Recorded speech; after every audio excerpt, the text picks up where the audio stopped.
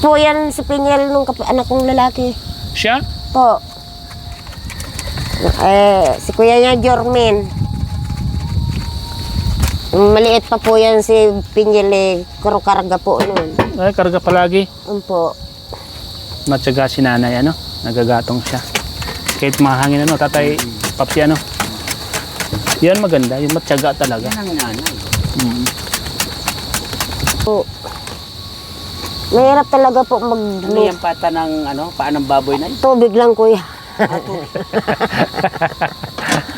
Kahit walang kape, makainom ka ng mainit na tubig, okay na po yan. Lagyan mo po ng asin, ano? Yan po, tama yun. Asin lang. Minsan Okay na asin nga po sa umaga na may mainit pag wala pong kape. Yun lang po talaga ang Mas maganda pa nga yan, mas mabisa yan. kaya. Kaysa sa mga kape-kape ngayon. Ako yan yung iniinom ko, Tatay Papsi. Oo. Tubig lang naman at saka asin, okay na yan pag opo. umaga. Gamot pa po yan Oo. gamot. Yung kumbaga yun ang ano ng sikmura. Oo. Gamot po talaga yun. Lagyan ng konting asin. Konting asin sa umaga. Nilalabas lahat ng Mas maganda yan. ng katawan mo. Pero nung araw, yung kanin lamig, bubuso lang na mainit na tubig namin, Oo. lagyan ng konting asin, okay na. Okay na. Pagkain na yun. Pwede na. Almusal na. Ngayon Ganyan kasi, din ang ganyan na ang ginagawa namin dito kapag yung wala akong ibang bigas, may natira ako. Talagayan ko ng tubig. Yun na lang po ang kakainin. Kumbaga yung bahaw. Opo. Ayun, iniinit na lang. Sayang naman po baga. tama. Ganun ang buhay natin dito sa Dunsol. Po. Kahit walang ulam nga, okay lang po. Basta may kanin. Kaya sanay si Pinyel sa hirap, ano? Yes. Ayun po. Ay, Sanay naku. si Pinyel sa mga Naranasan Mga po lugar na talaga. ganito. Danas po talaga nila yun. sanay umulam ng asin, Oo. sanay umulam ng mga kung ano-ano lang dyan, ano? Tuyo po, tuyo. Tuyo. Sardinas. Yun yung mga babaeng talagang sanay sa hirap. Yun yung maganda makasama habang buhay, ano? Di sila maarte, kung ano meron dyan. Yun po, hindi talaga. Yun lang. Hindi talaga maarte si Pinyel. Kaya yun yung dapat na mga babaeng dapat na mapangasawa, mahalin. Alagaan, Kasi sanay sila sa hirap. makasama habang buhay.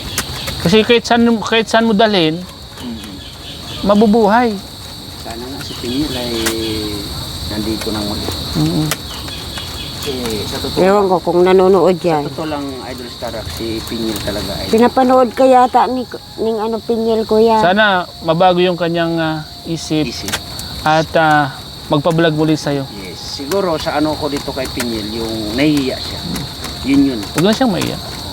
Ano? Oo, Kasi ganun talagang buhay sa mundo. Walang perpektong tao na isinilang sa mundo. Yan. Lahat tayo ay may mga pagkakamali. Depende Oo.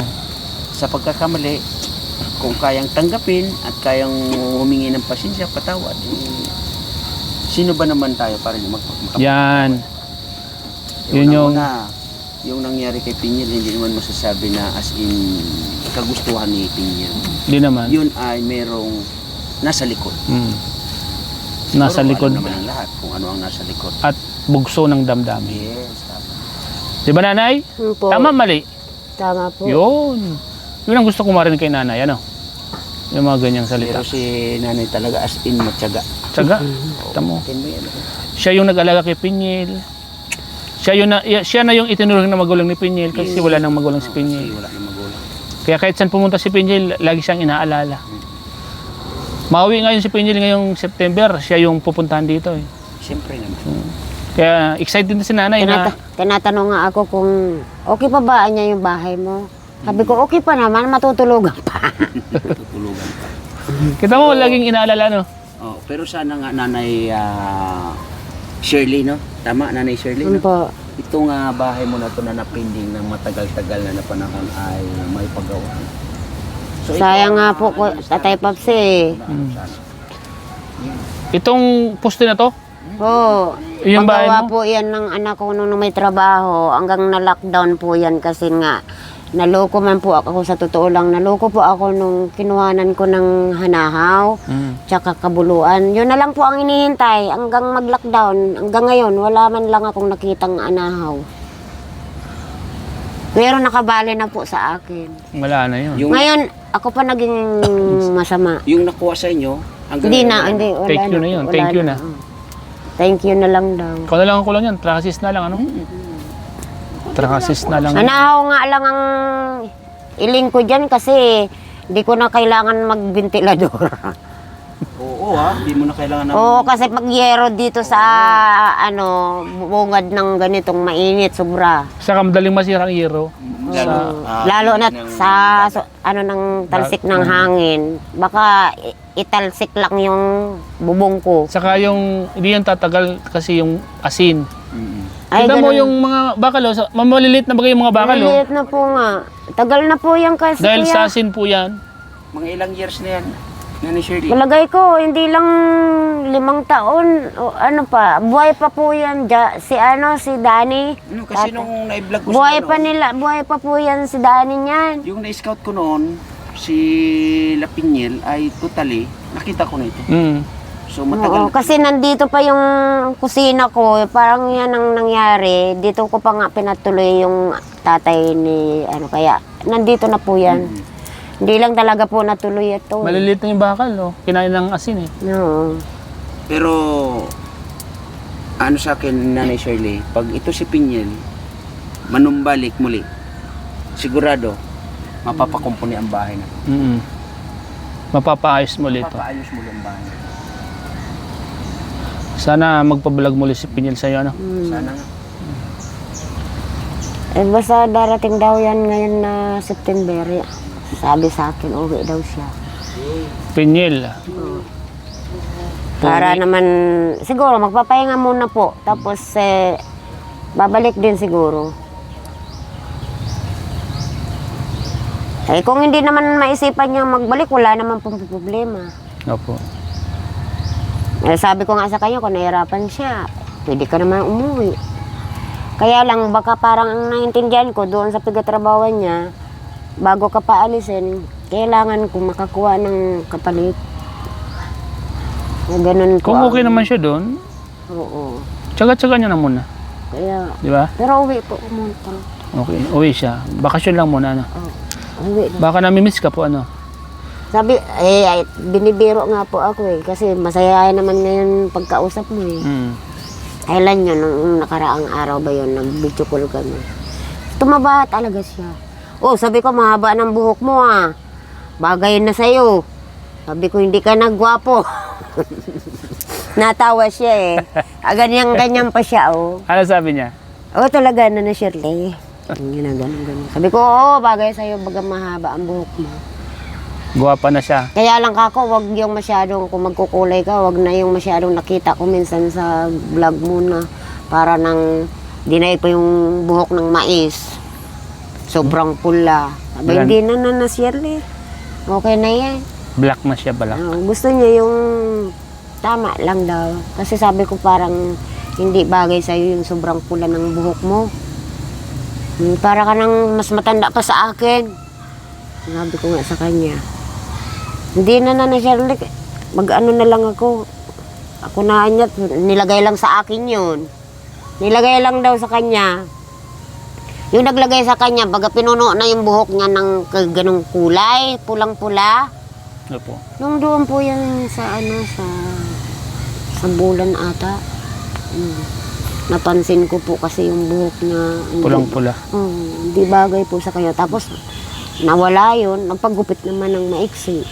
Umuwi dito sa akin, hindi ko na makilala. Kasi hindi man ako sanay na maiksi yung buhok niyan. Laging mahaba ang mga buhok niyan, magmula sa panganay, tapos kay Piniel, tapos sa bunso. Puro mahaba ang mga buhok. Kaya nagulat ako nung umuwi dito. Sabi ko, ano nangyari sa buhok mo? Pinaiksian nga daw niya para, kumbaga sa hindi daw sa mga nagtatrabaho. Hindi, katulad yung nag-aral, baga siya. Nag-aral siya ng doon, first college. Hindi man nga natapos. Hindi nga tumagal. Kasi nahirapan nga ata siya sa... Hindi niya magawa yung mga assignment niya. Siyempre po, pinag-aaral po siya. Natural po, tutulong man siya doon. Kaya nahiya naman po siya. Kaya yung minsan yung assignment niya, hindi niya magawa. Okay na rin po yun at mayroon siyang trabaho. Naka-move on na siya, no? Kami po Masaya na siya ngayon. napanood niya po yata yung tungkol doon sa tumulong man sa kanya na iniwanan siya sa ere. Baka napanood niya yata yun. Kasi may mga, ikaw nga po yata, nagpapanood ka. Pinapanood ka daw yata niya. Sabi niya, nakita ko yun, sabi niya. Papanood ka po niya. Nakaano ka sa kanya eh. Parang nakatawag. Subscribe. Ampo. Yun. Naka-subscribe po. Oo. Yung panood niya. Ito, mapapanood niya to. Anong sasabihin mo sa kanya? Sana matuwa ka lang, Pinyel, na pinasyalan ako ng dati mong mga aling kasamahan. Bili ka na lang ng kape mo, ha?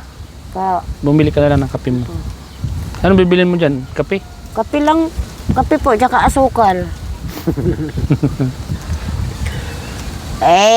Pinasyalan lang ako para kumustahin ka. Katulad niyan, magbe-birthday ka. Kumusta lang, ano? Opo. At paano, makumusta ka dito? Alam ko na nanonood dyan si Pinyel. Kasi hindi nawawala ng ng pang-load yan. Dati nung nandito yan, minsan nag-aagrangay na wala siyang pang-load. Kaya kaparehas ko din kapag wala talaga akong pang-load, wala talaga akong mapanood. Bira lang ako makaload eh kapag mayroon. Mainit na yata ito, kuya. Wala akong ipamerinda sa inyo. Wag na. Pumasya lang naman kami. Apa? Pumasya lang naman kami. Kaya lang, wala man lang... Okay lang yan. Wala man lang ipapamerienda sa inyo. Okay lang yan. Huwag mong isipin yan. At kami naman ay... kahit wala, okay lang naman. Ang importante, pasya lang kami dito sa inyo. Sa dating bahay ni Pinyel at pinagmula ni Pinyel. Magulo lang po ngayon kasi dito iniwan yung mga ginagamit dyan sa... Okay lang yan. Wala namang problema yan at malinis naman. Paano, nanay? Maduma na po kami. Ay, salamat Alis na po kami, ha? Oo. Salamat po sa Pasensya inyo. na po ulit pasensya na Okay kayo lang po dito yan. sa nyo. Huwag po kayong humingi ng pasensya at wala naman dapat hingin ng pasensya. Kami nga po dapat ang humingi ng pasensya at Okay na-disturb lang po po ka. yun. At least po, nagkita-kita po tayo. Ano po?